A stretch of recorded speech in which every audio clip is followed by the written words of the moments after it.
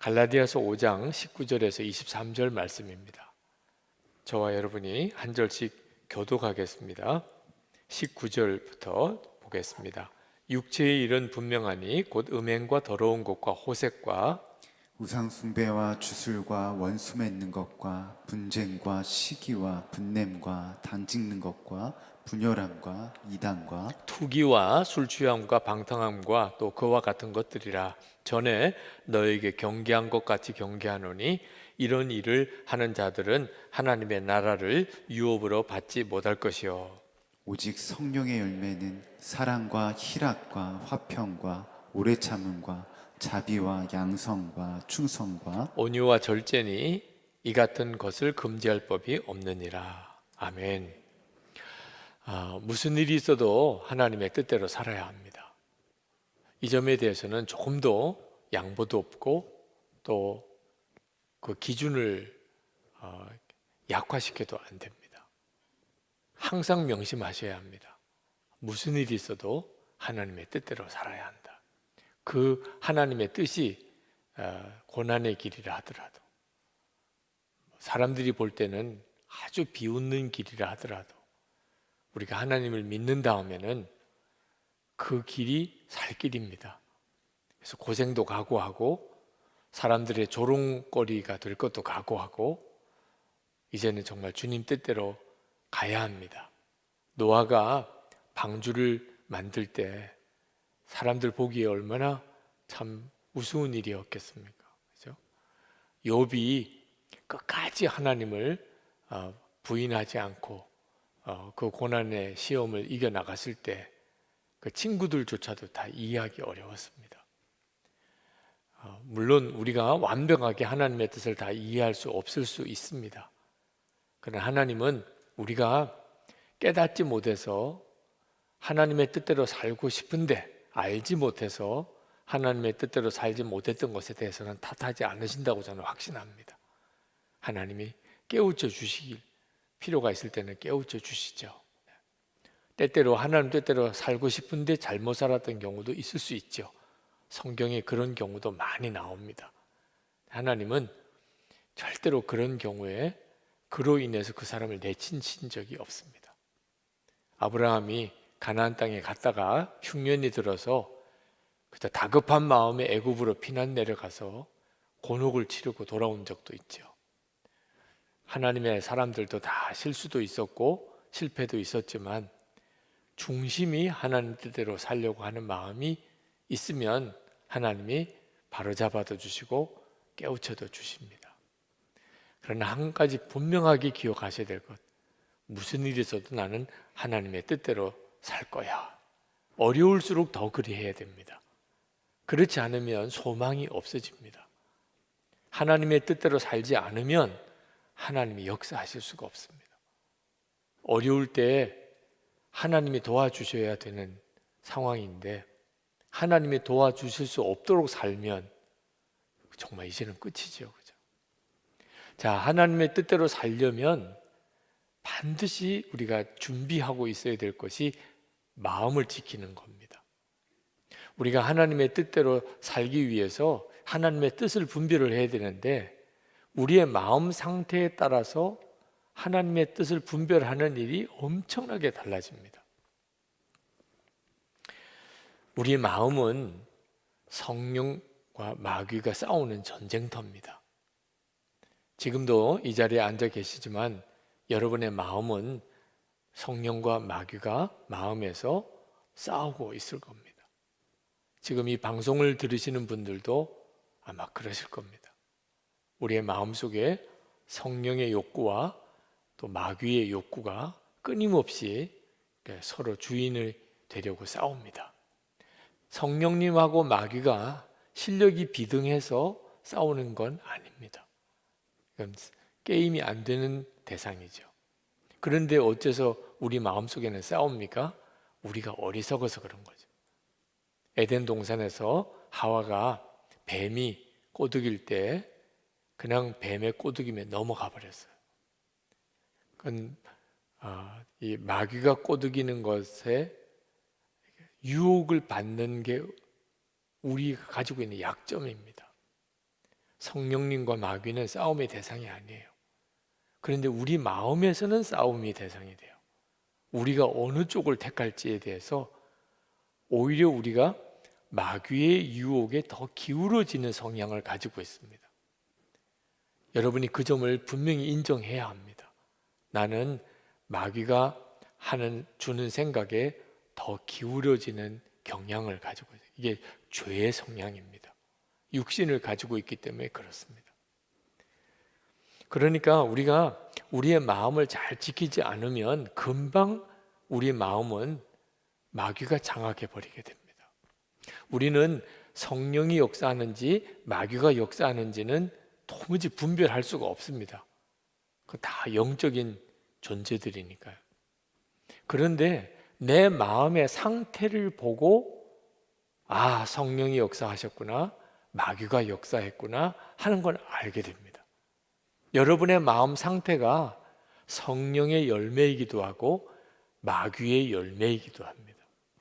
그 점에 대해서 성경이 너무 분명하게 가르쳐 주셨어요.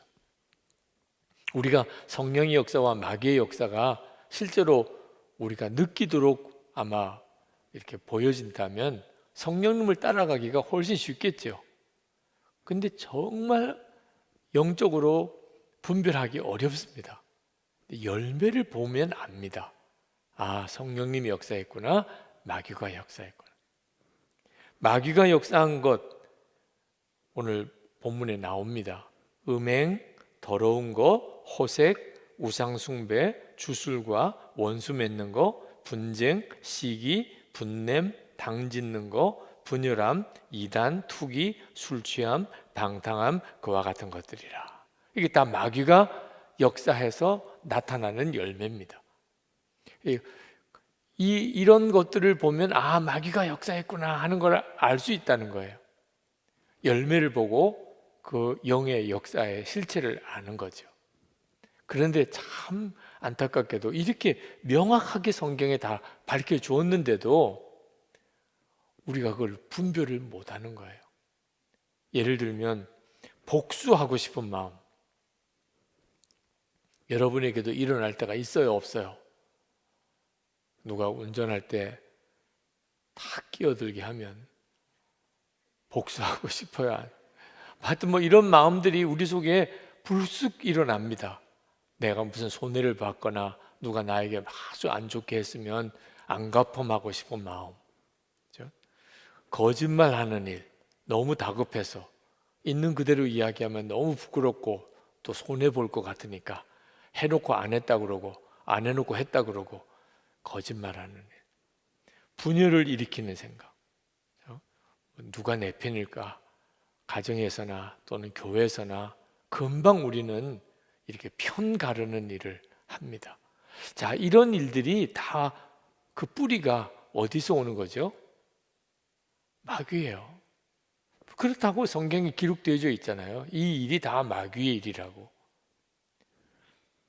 그런데 실제로 그런 일을 딱 만나면 전혀 분별이 안 되는 거예요.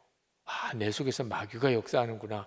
그걸 알면 마귀에게 휩쓸리지 않는데 마귀가 역사한다는 것 자체에 대해서 전혀 분별이 안 되는 겁니다. 화가 불쑥 일어날 때, 복수하고 싶은 마음이 들 때, 거짓말 해야 되겠다고 막 이렇게 충동이 일어날 때, 또는 어떤 음란한 유혹을 받을 때, 또는 시기하는 마음이 생길 때, 이렇게 수근수근하고 이렇게 다른 사람들을 흉보는 그런 시간에 이게 마귀의 역사라는 것을 어쩌면 그렇게 까맣게 분별이 안 되죠. 우리 속에 그런 현상에 끌리는 경향이 있어요. 옆 사람이 분별해 주면 화가 더 난다니까. 지금 마귀 생각이에요. 나보고 마귀라고 그래서 이렇게 이제 되는 거예요. 그러니까 누가 나에게 마귀가 지금 당신을 사로잡으려고 그렇게 미혹하고 있습니다라고 가르쳐 주는 것 자체가 화가 나요. 24시간 주님 바라보자고 그렇게 권했더니 어느 목사님이 솔직히 고백을 하시더라고. 처음에 그 이야기 들을 때 너무 싫더라는, 목사님이신데 24시간 주님 바라보자는 게 너무 싫더라. 그럼 도대체 누가 주는 생각이죠? 마귀가 주는 생각이죠. 아이들 우리 기를 때 다 경험하잖아요. 밥 먹으라, 싫어.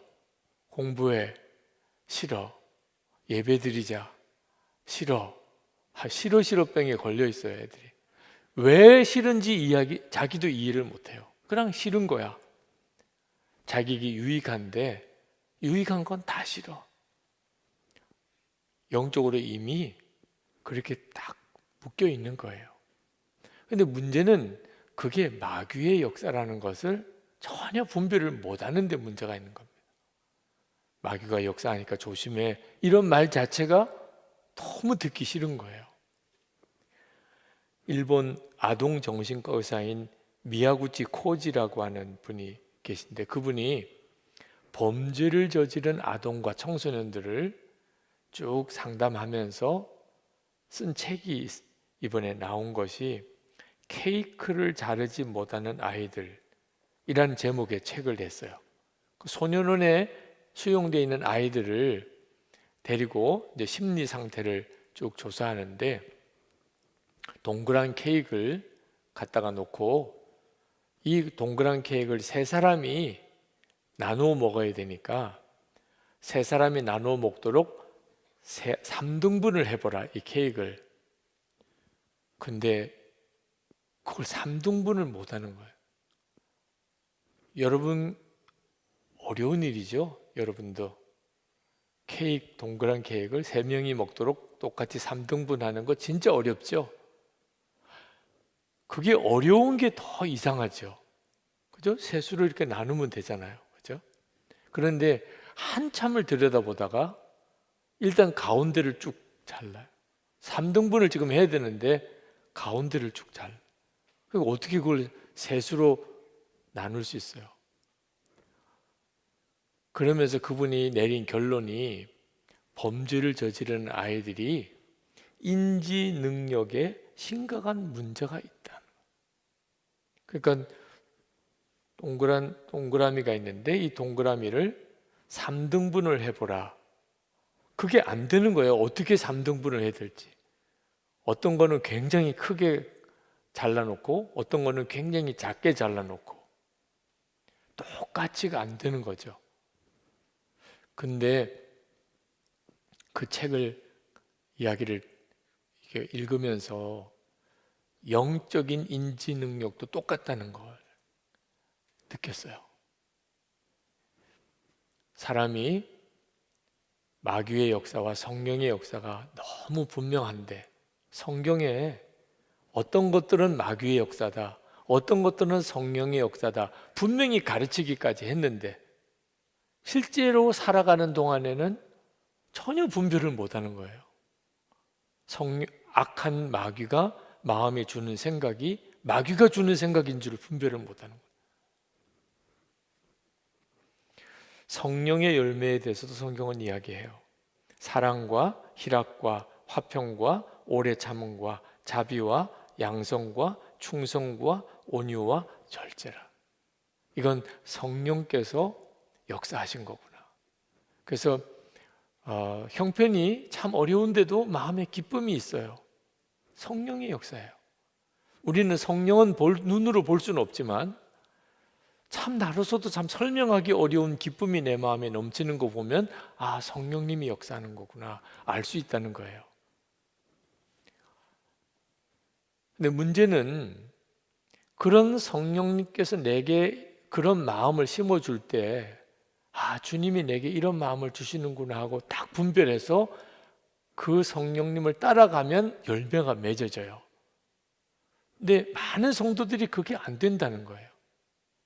성령님께서 뭐라고 하시는지에 대해서 좀처럼 깨닫지를 못해요. 역사를 하고 계신데도. 제가 이전에 교회에서 목회할 때 연세가 드신 그 여자 권사님 한 분이 계셨는데 참 괴팍한 성격이세요.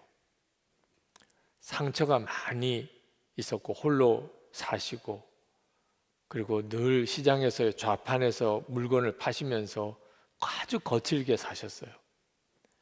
그런데도 예수님을 믿는 믿음 하나는 분명히 가지시고 사셨습니다. 근데 교회에 오셔서 성도들하고 같이 교제가 안 돼요. 비슷한 나라의 또래 분들끼리도 항상 말을 해도 그렇게 다른 사람을 타박하듯이 이야기를 하고, 그리고 이따금 교회 일찍 오시면 이 예배당 의자 사이를 막 이렇게 쑤시고 다녀요. 왜 그러시냐 그러면 귀신이 있다는 거예요. 그래서 그 귀신 쫓아내느라고 그 의자 사이를 막 뒤집고 다니지. 사람들이 눈에 보기엔 정상이 아니신 거예요. 그러니까 말 섞기도 싫고 옆에 앉는 것도 싫고 하는 행동 하나하나가 다 밉상이고, 그런 권사님이 한 분이 계셨습니다. 그런데 상태가 점점점 심해지세요. 그러니까 교인들이 더 그분을 싫어하고 미워하는 겁니다. 이 권사님 어떻게 하면 본인도 정상적으로 교우들과의 관계를 갖고 또 교인들도 그분과의 관계가 해결되게 해드릴 수 있을까, 정말 고민이 되더라고요. 권사님에게 그렇게 하지 마시라고 말씀드리면 더 화를 내셔요. 근데 그때 딱 마음에 깨달아지는 것이, 교인들이 그 권사님을 싫어하고 미워하는 감정이 그 권사님 안에 악한 영의 역사를 더 강하게 하는구나. 그게 깨달아졌어요. 그래서 교우들에게 부탁을 드렸어요. 아주 간절히. 이 권사님을 우리가 어떻게 대하느냐 하는 것이 우리 교회가 사랑이 있느냐 없느냐 하는 증거다. 이분이 우리 교회 교인이신데 우리가 그 권사님을 솔직히 싫어하고 미워하면 그러면 어떻게 우리 교회가 교회일 수 있겠느냐. 그러니 그분의 말이나 행동이 도무지 못마땅하고 해도 이제부터는 그 권사님을 사랑합시다. 그래서 그 권사님 영적으로도 아주 참 너무 위험해 보이고, 그런데 마귀가 그 권사님에게 역사를 못하도록 할 수 있는 길은 우리가 그 권사님을 사랑하는 길밖에 없다. 교우들이 열심히 애를 쓰셨어요. 그래서 그 권사님이 뭐 이렇게 혼자 이렇게 밥을 드셔도 같이 챙기기도 하고 말도 걸어드리고 엄청 좋아지셨어요. 그때 영적인 역사가 그 눈에 보이지는 않지만 우리 가운데 너무 놀랍게 역사하는구나 하는 걸 알았어요. 성령님의 역사는 어떻든지 사랑하는 거, 오래 참아주는 거, 선하게 대하는 거, 절제하는 거, 온유한 거. 마귀의 역사는 미워하고 싸우는 거, 분노하는 거, 화내는 거, 욕심내는 거, 음란한 거.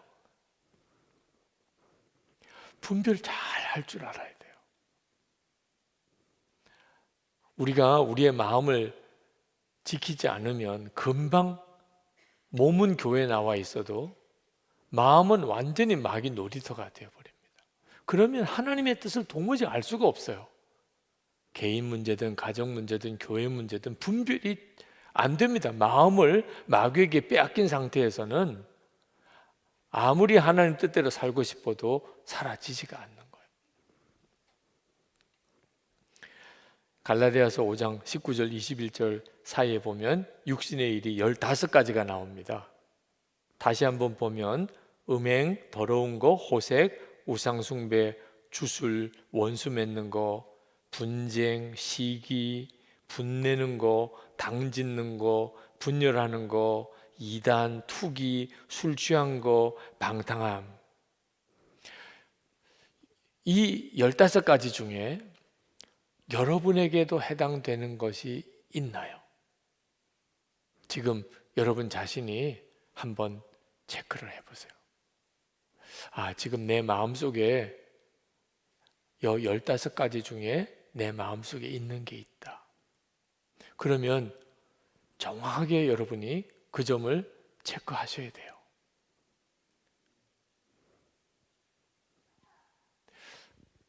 마귀의 열매예요. 마귀가 어떤 형태로 시작을 했는지는 모르지만, 그것까지 다 알 수는 없지만, 언제부터 마귀가 내게 그런 생각을 넣어주고 내 마음속에 시기심, 내 마음속에 분나는 거, 내 마음속에 당짓는 거, 편을 가르는 거, 하여튼 언제부터 그렇게 역사했는지 모르지만 결과는 하여튼 지금 내 마음속에 그런 게 있어요. 음란한 마음도 있어요. 그렇다면 정확하게 분별하는 게 필요합니다. 우리가 마귀에게 넘어지는 가장 중요한 이유는 분별 자체가 안 됐기 때문입니다. 마귀가 내 속에 자기의 열매를 지금 맺고 있다. 그 자체가 분별이 안 되니까 대책을 세우지를 못하는 거예요. 근데 분별이 되었어요. 그러면 이깁니다. 아, 내 안에 마귀가 아주 음란한 마음을 심어주고 있구나. 마귀가 지금 내 속에 굉장히 분노를 지금 심어주고 있구나. 마귀가 내 속에 아주 이 방탕함에 대한 마음을 내 속에 아주 딱 세워주었구나. 여러분이 분별하면 그러면 이깁니다. 뱀을 끌어안고 있을 사람은 없어요. 뱀인 줄 모르면 끌어안아요. 내 속에 마귀가 무섭게 역사하고 있구나. 분별하고 나면 그 다음부터는 하나님께 기도하게 돼요. 하나님, 나를 이 마귀가 내 속에 맺은 열매에서 나를 건져주세요. 이렇게 기도하게 됩니다. 성령 집회 때 한번 어느 청년이 기도 제목을 가지고 나왔는데 한 줄 기도 제목이에요.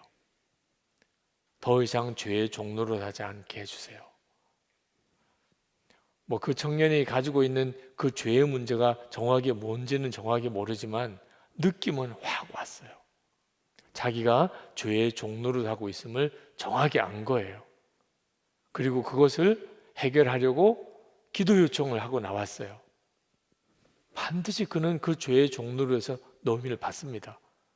왜? 예수님은 우리를 죄의 종로로 해서 건져주시려고 오신 분이니까. 근데 분별이 안 되면, 이게 마귀의 역사라는 게 분별이 안 되면 나를 죄에서 종로로 하는 데서 건져달라고 기도 부탁조차도 안 하게 돼요. 어느 집사님이 음란물에 사로잡혀 있는데 하루는 집에 이제 출근하지 않고 집에 있는 날 아내가 아이들하고 그 쇼핑을 나갔습니다. 남편이 집에 있으니까, 그러니까 쇼핑을 다녀오겠다고. 남편은 집에서 쉬기로 하고. 근데 이때가 항상 유혹을 받는 때거든요. 그래서 그 집사님이 PC에서 음란물을 보고 있는데 쇼핑을 나간 아내가 일찍 들어온 거예요. 아이들하고 아내가 들어오는 소리가 들리는데 얼마나 놀랬겠어요. 그러니까 급히 그 자기가 보던 음란물을 끄면서 마음에 화가 확 일어나더래요. 왜 이렇게 일찍 오는 거야? 그런 화가 막 일어나더래요. 근데 순간 내가 지금 이게 화낼 일인가 하는 생각이 들었어요. 아내가 아이들하고 집에 들어오는데 그걸 화낼 일인가? 그러면서 이분이 아주 섬찟한 느낌을 받은 거예요. 그동안에 음란의 영이다, 음란의 마귀다, 그런 말은 들어봤어요. 교회 다니면서 설교 때도 들었고 무슨 집회 때도 들어봤고 그랬어요. 음란에는 마귀의 역사가 있는 거다, 음란을 부추기는 악한 영이 있다, 뭐 이런 이야기를 들어본 적은 있습니다. 근데 그날 그 실상을 갑자기 본 것 같은 거예요. 지금 내가 아내와 아이들이 집에 들어오는 것이 싫은 게 이게 도대체 무슨 감정이지? 이게 지금 내 감정이 아니라는 겁니다. 자기가 그동안에 음란물을 슬쩍슬쩍 보고 있는 것에 대해서 뭐 사람이 그럴 수도 있는 거지 뭐. 그걸 재미 정도로만 생각을 하고 있었어. 그렇다고 내가 무슨 다른 여자를 만나는 것도 아니고 뭐 이렇게 생각을 하고 있었던 거예요. 근데 그날 영이 느껴진 거예요. 아, 음란의 영이라는 게 진짜 역사하는구나. 그리고 내 속에 아내와 아이들이 집에 들어오지 않기를 바라는 마음이 들어요. 그러면 하나님이 마음의 생각까지도 응답하신다는데 그러면 이거 어떤 일이 벌어지게 되는 거지? 자기가 지금 얼마나 무서운 상태에 있는지를 깨달았어요. 그리고 그가 정직하게 음란에서 벗어나기를 기도하기 시작했어요. 그러니까 악한 마귀가 내게 역사하는구나 하는 것을 정확히 깨달으면 벗어나요. 뱀을 끌어안고 살고 싶은 사람이 누가 있겠냐 말이에요.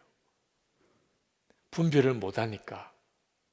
그게 무서운 마귀의 역사라는 걸 분별을 못하니까 화나는 것을 그냥 품어요. 시기심도 품어요. 거짓도 품어요. 음욕도 품어요. 은근슬쩍 우상숭배도 해요. 세상 방탕한 것을 즐겨요.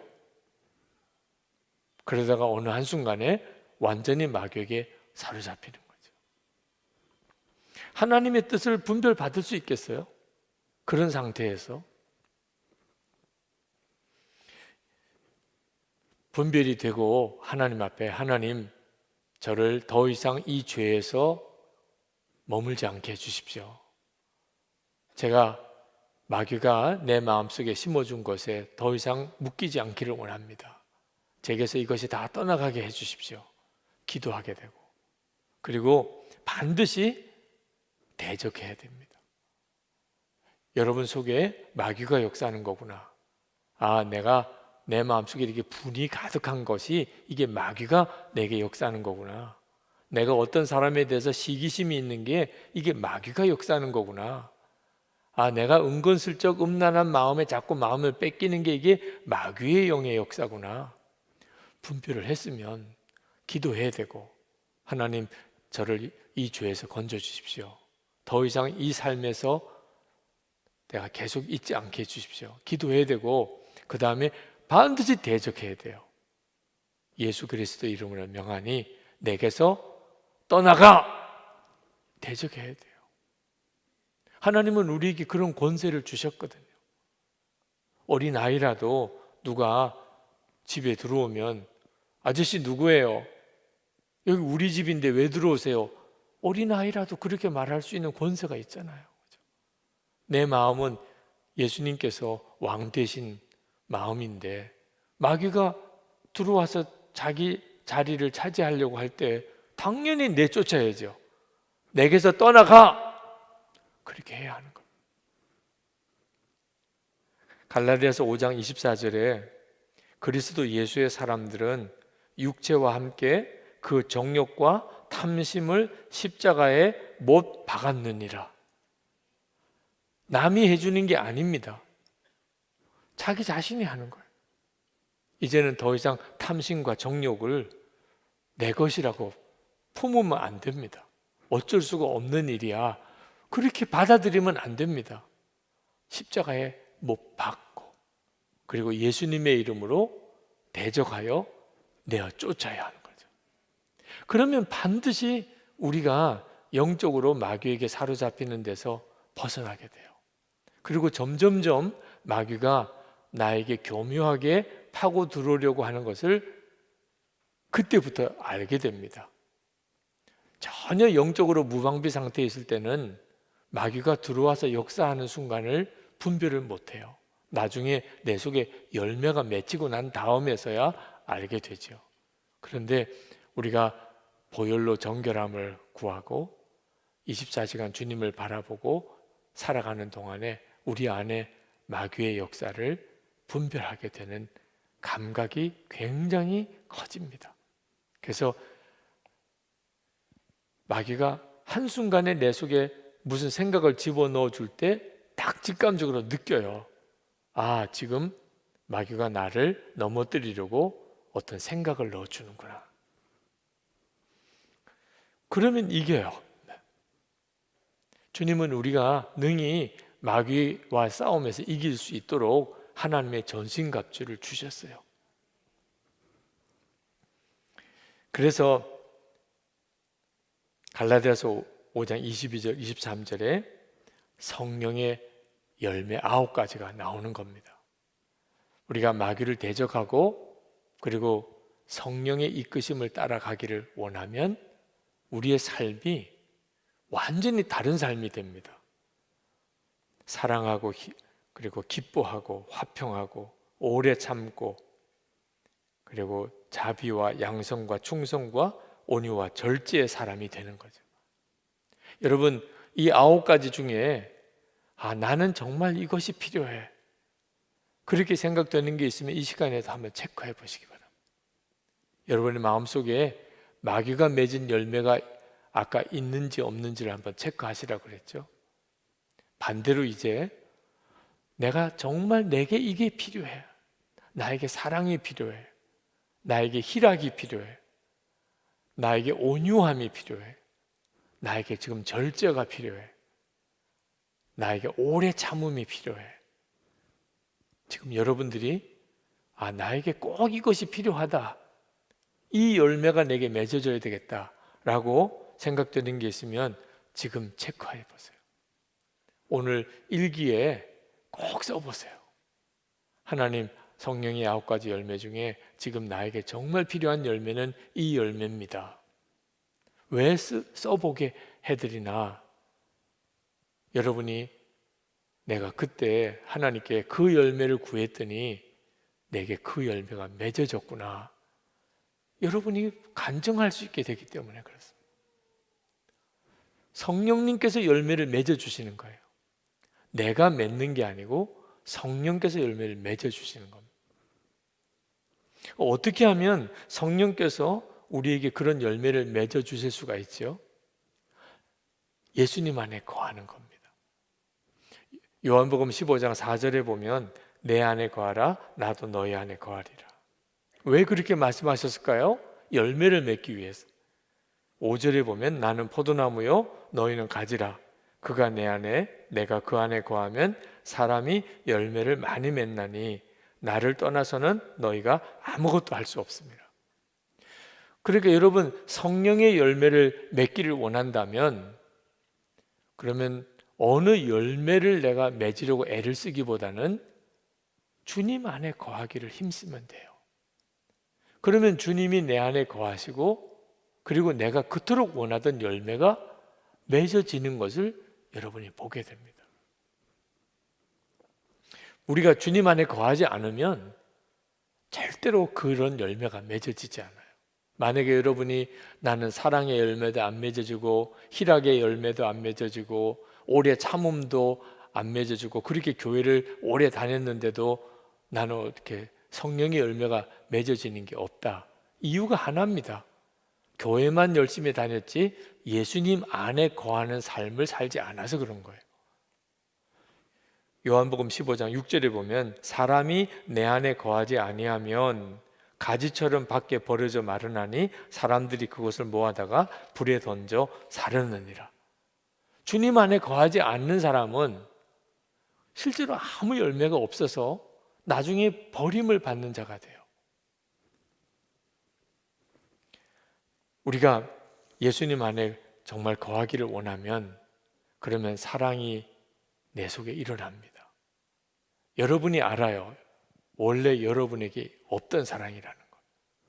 기쁨도 마찬가지고 화평, 오래 참음, 자비, 양선, 충성, 온유, 절제 다 똑같습니다. 여러분이 그토록 맺기 원하는 열매가 맺어져요. 예수님 안에 거하지 않으면서도 경건하게 살아보려고 노력하는 사람이 있습니다. 다 실패해요. 교회는 열심히 다니고 또 교회에서 중요한 직분도 맡았어요. 교회에서 이런저런 어떤 중요한 일도 감당하고 있어요. 그런데 얼굴이 늘 굳어 있는 사람이 있습니다. 예수님 안에 거하지 않은 상태에서 교회만 열심히 다니는 사람. 이런 사람들이 형식적인 신앙, 율법적인 신앙, 교회는 오래 다녔는데 기쁨도 사랑도 온유도 전혀 열매 맺지 않는 사람, 그런 사람이 되어버려요. 그러면 하나님의 뜻을 분별하기 어렵습니다. 내 속에 사랑과 희락과 오래 참음과 온유, 충성, 자비와 절제, 이런 성령의 열매들이 많이 맺어지는 사람은 하나님의 뜻이 뭔지 너무 쉽게 분별이 돼요. 우리가 마음을 지켜야 되는 가장 중요한 이유입니다. 한국 컴패션의 서정인 목사님이 고맙다라는 책을 쓰셨는데 그 속에 골수 이식을 해준 이야기를 하나 쓰셨습니다. 어린아이가 백혈병에 걸렸는데 골수 이식이 필요하다고 그래서 골수 이식을 해준 적이 있었습니다. 지금부터 꽤 오래된 이야기이기 때문에 골수 이식하는 것 자체가 굉장히 고통스러운 일이었고, 게다가 의료사고까지 생겨서 서정인 목사님이 큰일 날 뻔한 그런 어려움도 겪었어요. 하여튼 그렇게 골수 이식 수술을 이식을 해준 적이 있었는데 그 아이가 그만 다시 재발이 됐습니다. 그래서 병원에서 연락이 왔어요. 그 지난번 골수 이식 수술 해준 아이가 다시 재발이 됐는데 다시 해줄 수 없느냐. 그 부모님이 간절히 원한다는 거예요. 근데 목사님이 죽을 뻔한 그런 어려움을 겪었던 일 때문에 다시 해주고 싶은 마음이 전혀 안 드는 겁니다. 게다가 병원에서 골수 이식 수술을 다시 하더라도 완쾌될 확률은 1%밖에 안 돼요.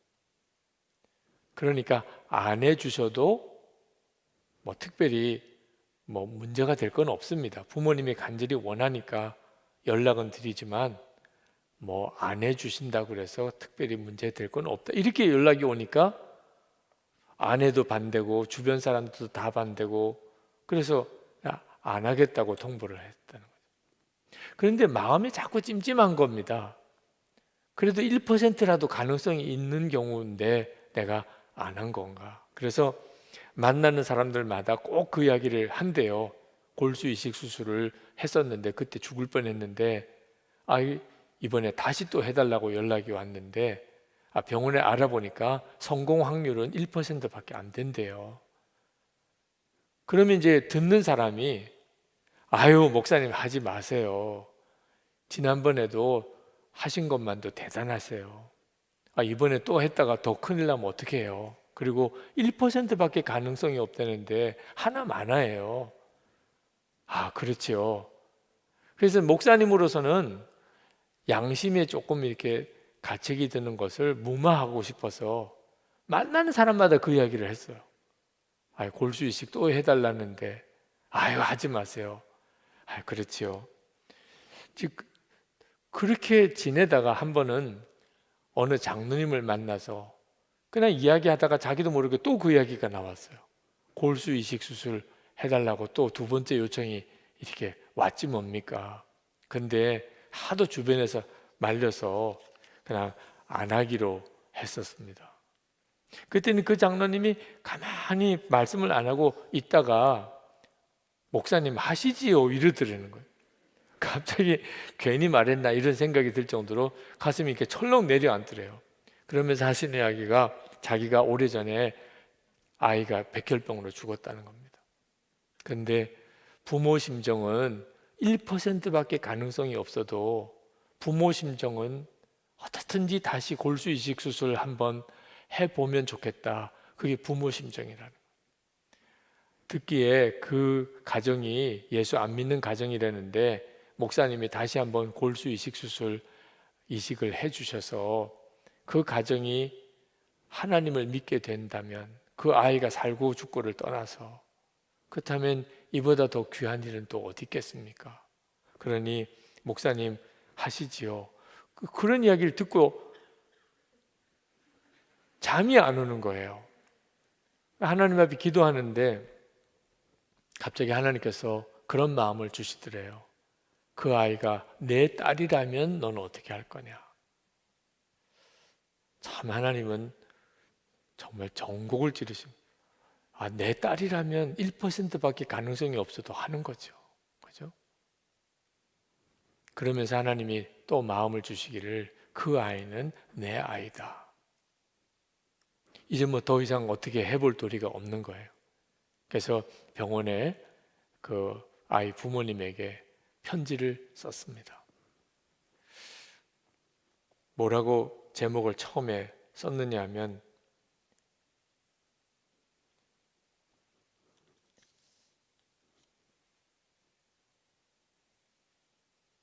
부끄러운 목사, 그렇게 편지 제목을 썼어요. 내가 뭐 특별히 믿음이 좋아서 사랑이 많아서 골수 이식 수술을 다시 내가 골수 이식을 하겠다 그렇게 결심한 거 아니다. 솔직히 너무 싫었다. 또 두렵기도 하다. 해봐도 소용없다는 생각도 든다. 그래서 안 하려고 했고, 그런데 그래서 만나는 사람들마다 그 이야기 꺼내면 다들 하지 말라고 그래서 그냥 안 해도 되나 보다 그렇게 생각을 했는데 어느 장로님 이야기가 부모 마음은 안 그렇다. 내 딸이라면 어떻게 하겠냐. 그리고 하나님이 그 아이는 내 아이다. 그런 마음을 주셔서 제가 정말 억지로라도 순종을 합니다. 너무 부끄럽다. 목사인데도 이러니 너무 부끄럽다. 내가 골수 이식을 해드릴 테니 우리 당신도 기도하세요. 하나님을 안 믿으신다고 그러지만 이제는 하나님밖에 기적을 행하실 일은 없습니다. 하나님께 믿고 그리고 기도합시다. 정말 아이가 죽고 사는 거 하나님이 정하셨습니다. 이젠 정말 예수님만 붙잡읍시다. 그리고 편지를 보냈는데 무려 5장에 걸친 편지가 엄마가 편지를 써서 보냈더라. 편지에 그냥 눈물 자국이에요. 한 번도 아니고 2번이나 이렇게 골수 이식을 해주셔서 감사합니다. 아이가 묵윤실에서 너무 고통스러워하고 있어 감사 편지 쓸 겨를도 없었습니다. 저도 목사님이 얘기하는 예수님이 누구인지는 모르지만 매달리겠습니다. 기도하겠습니다. 그렇게 골수 이식을 했대요. 기적처럼 그 아이가 살았어요. 온 가족 교회 다 다니게 됐고 그 아이 아버지도 다른 아이한테 골수 이식 해줬다고 하는 이야기를 그 책에서 쓰셨어요. 근데 그때 거기에서 이 책 제목이 나옵니다. 어느 날 서정현 목사님이 이제 기도하는데 하나님이 고맙다 그런 음성을 들려주시더래요. 그 책 제목이 고맙다입니다. 사실 하나님이 고마우실 게 없죠. 예수님 우리 위해 죽으시고 그리고 우리 안에 오시고 우리 주인이 되어주시고 하나님이 영광 받으실 길로 우리를 이끌어 주시고 계시는데 사실 그게 다 우리가 고마운 거죠. 근데 하나님께서 오히려 고맙다. 너 그렇게 순종해줘서 고맙다. 그 심정을 쭉 쓰셨더라고요. 여러분 이 간증을 서정현 목사님의 간증을 여러분 들으시면서 무슨 생각이 드세요? 우리가 하나님의 뜻을 알고 싶어 해요. 하나님의 뜻대로만 가야 됩니다. 그런데 하나님의 뜻을 어떻게 하면 너무나 분명하게 깨달을 수 있을까요? 마음을 지키는 거예요. 마귀가 이끄는 대로 가지 않고 성령께서 이끄는 대로 내가 항상 내 마음을 그렇게 지켜가면 하나님이 뭘 원하시는지가 너무 선명해지는 거예요. 그렇지 않으면 하나님의 뜻이 오리무중이에요. 마음을 지키는 거, 마귀의 유혹을 따라가지 않고 성령을 따라가는 거 힘들다, 귀찮다, 부담된다 그렇게 말하면 안 됩니다. 어느 교인이 그 슈퍼에 늘 오는 장애인을 보았어요. 두 다리를 못 쓰는 분이에요. 양쪽 목발을 짚고 정말 힘들게 그 슈퍼에 시장을 보러 오는 분. 시장 갈 때 이따금씩 만나는데 매일 오신대요. 그런데 여름이나 비가 올 때나 추위가 있을 때는 얼마나 힘들어요. 양쪽 목발을 짚고 시장을 보러 왔다 갔다 해야 되니까. 그래서 한 번은 그분을 만나서 이렇게 힘들게 나오지 마시고 시장을 봐드리겠다고 그렇게 제안을 했습니다. 제가 시장을 봐드릴 테니까 품목만 이렇게 적어서 집만 가르쳐 달라고. 그랬더니 그분이 하는 이야기가 너무 감사한데 이렇게라도 하루에 한 번씩 걷지 않으면 저는 영원히 다리를 못 쓰게 됩니다. 어떤 때는 이렇게 장을 보다가 빨리 집으로 못 돌아가서 그냥 소변을 흘린 적도 여러 번 있지만 매일이라도 이렇게 나와서 시장 한번 왔다가 가야 그나마도 다리 기능을 내가 유지할 수 있습니다. 그래서 정말 마음은 너무 감사한데 제가 그냥 시장을 매일 나옵니다. 여러분, 영적으로도 똑같습니다. 우리가 마귀의 생각에 따라가지 않고 성령님을 따라가려고 무던히 애를 쓰는 일을 매일 하지 않으면 어느 순간에 우리는 완전히 마음이 마귀에게 사로잡혀 버려 있습니다. 우리가 24시간 주님 바라보자, 매일 일기 쓰자, 그걸 매일 나누자, 다 이유가 있습니다. 영적으로 계속 살아있는 사람이 돼요. 그렇지 않으면 우리는 경향이 금방 마귀와 육신에 끌려 살게 됩니다. 나중에는 아무런 영적인 판단이 없어지게 돼요. 영적 인지 능력을 상실해 버리게 됩니다. 이게 마귀 역사인지 성령의 역사인지 분별도 못하고 가정, 교회 다 망가져 버립니다. 자, 주님의 뜻대로 정말 살아가야 되는데 그러기 위해서는 여러분의 마음을 무슨 일이 있어도 지켜야 합니다. 마귀가 주는 생각 단호하게 거절해야 합니다. 분별부터 먼저 해야 됩니다. 마귀가 이런 생각을 넣어주는구나. 성경 보면 다 나옵니다. 매일 갈라디아서 5장을 읽으면 금방 분별됩니다. 성령께서 주시는 생각 아주 작은 소리라도 금방 붙잡아야 됩니다. 그리고 무슨 일이 있어도 성령이 이끄시는 대로 따라가야 됩니다. 그 다음엔 하나님의 기적이 일어납니다. 간증거리가 생기게 됩니다.